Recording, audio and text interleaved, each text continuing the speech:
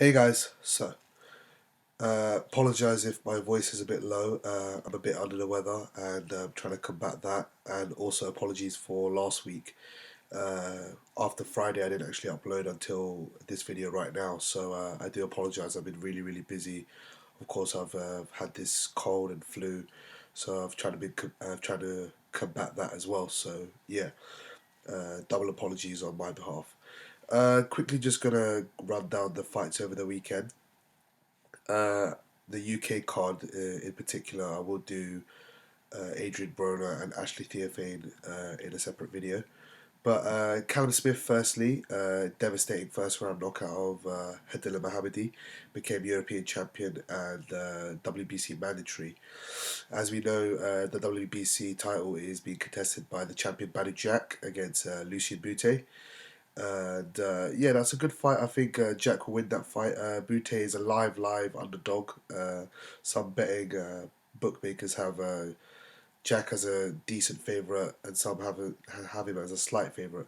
I'd have him as a slight favourite. Bute's last performance proved he was not shot at all, and yeah, I mean he had a really good showing against De Gale. De Gale took some rounds off. He should have won a bit more comfortably for me, but. Bute's a solid enough fighter at 168 and he'll cause anyone trouble. And yeah, either one of those fighters are a good fight for Smith next, but it'll be tough. I think Smith should take take a couple of fights in the interim and build a strong challenge towards a WBC title. Fight some more known names such as Periban or Brandon Gonzalez, those sort of type of opponents that are just under world level, fringe world level, and they're very durable people, very durable, sorry, boxers.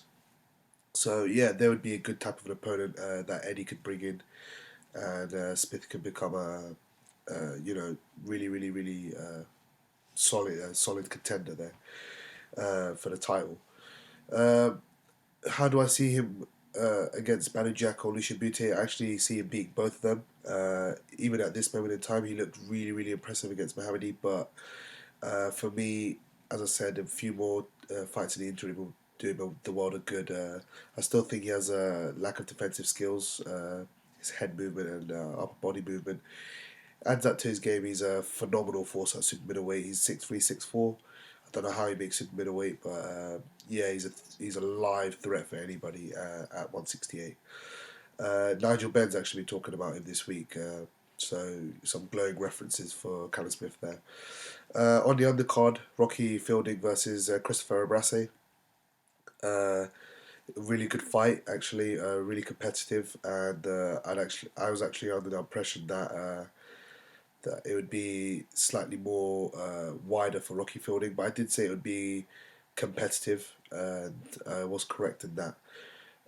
For me, I'd actually go to fight. I'd actually go to the scorecards and score it a draw in my opinion.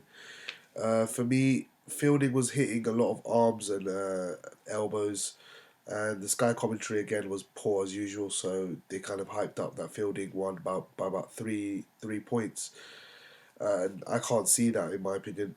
I could see one way win, which he got on to the scorecards 114, 113. I could see it, and I can't really argue with it. It could go either way. I know people are saying Eddie had bought off the judges and Rabras got robbed and all of that, but for me, I can't see that. Rabras, he was coming forward. You know, we know what he does. Yeah, he's a pressure fighter with a lack of head movement, and he's not a big puncher. The the thing that really worried me was that Fielding actually got dropped by Rabras, who's a very light puncher, and it's it's really bad. And I don't know where Rocky goes from here. I know we all know that Rabras is a Euro level fighter, but for me, uh, he's at that level now. He's reached his level, and he needs to he needs to take Eddie needs to get him some smart fights to try and build him up to a world level opponent. So yeah, Fielding decent, but you know very very tight fight. I did score a draw. I could see either way. I could see it for a brass 1 or 2 points, fielding 1 or 2 points, or a draw.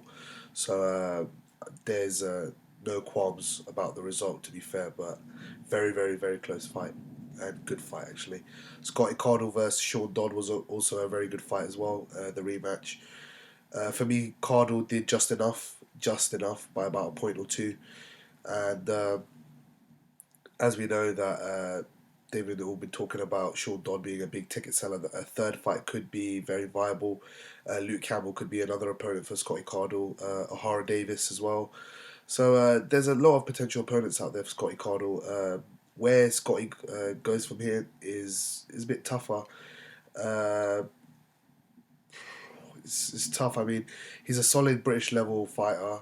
He holds the British title, Commonwealth as well, European level. But again, the same as Rocky, I'd probably say that's about his level.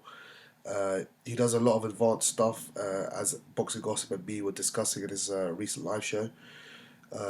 But for me, he needs to add a lot more to his game, and he can go on and be a decent world level or fringe world level fighter, but he has a lot of flaws that he needs to work on in his game, and Joe Gallagher really needs to help him with that.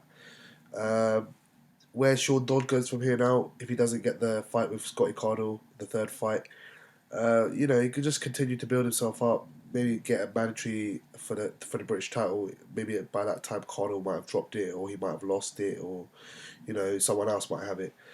Uh, if not, go for a Commonwealth belt. Just try and build himself up, and as he's a big ticket seller, sorry, people will come out in their droves to see him. So Sean Dodd, his career trajectory is actually going upwards. Uh, all in all, the card was pretty decent. I give Eddie Hearn that. I actually like Eddie Hearn. I think he's a good promoter. He had a good interview on IFL yesterday or the day before, and he talks about his relationships with some of the fighters and says if you don't believe in him, he can't deliver as best possible to his 110% for you. And he was actually talking about DeGale and Lee Selby and the relationships he has with them.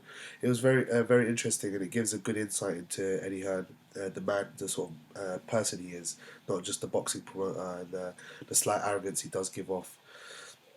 And I can see that he does rub people the wrong way. But for me, he's just confident in his work, and you know sometimes it's actually good to have that. It's a good interview, so if you guys want to check that out, it's on IFL TV. Go check them out. Yeah, I mean the card in general, as I said just before that, I digressed slightly, but a good card, solid card. We don't really learn much from the Smith win. Fielding, we learned a lot from that fight, and same with the Cardle Dodd fight.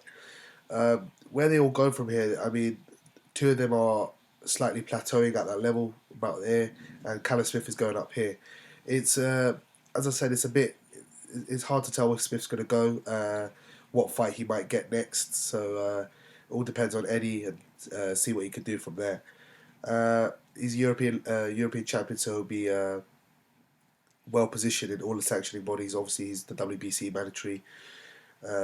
Yeah, it'll be good. I don't know. He'll probably have to go over to the States to fight Manu Jack. So if Jack retains, but we'll see. We'll see how that turns out. Let me know your thoughts on the card. I know I was a bit late, so I didn't want to go into too much detail on the fights, but where they actually go from here. So yeah, comment your thoughts on all of that. Please like the video if you enjoy it. Subscribe and share, and so it gets up to a larger boxing audience. And yeah, anything else, PM me, tweet me, message me on YouTube, whichever you feel comfortable with. Comfortable with, sorry. And yeah, take care, guys, and yeah, peace.